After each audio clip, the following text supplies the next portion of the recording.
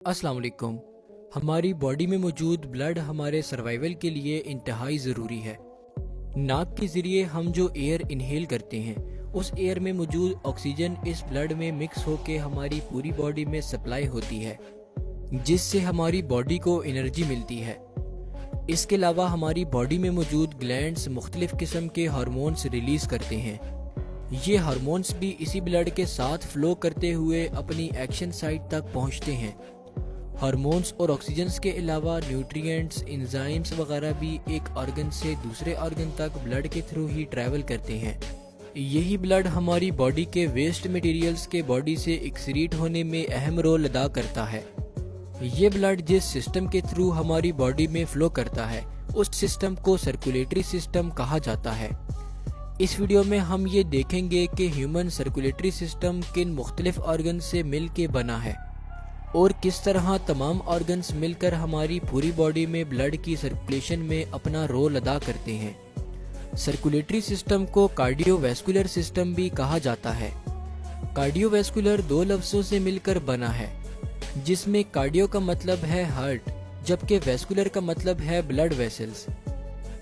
Circulatory system का main organ heart है, जो एक पंप के तौर पर काम करता है।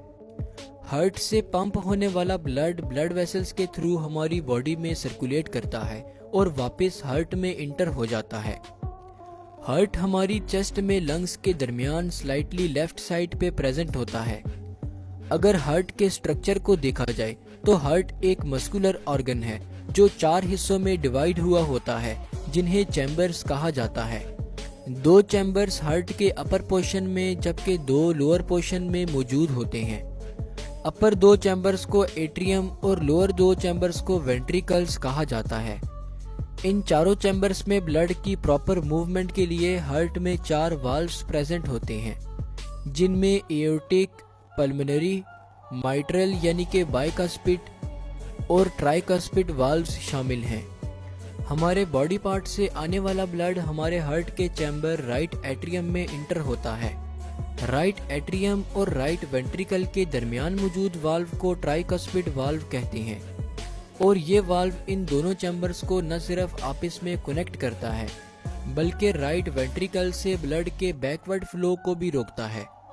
राइट वेंट्रिकल से ब्लड पल्मोनरी वाल्व के थ्रू पल्मोनरी आर्टरी से गुजरकर हमारे लंग्स में चला जाता है।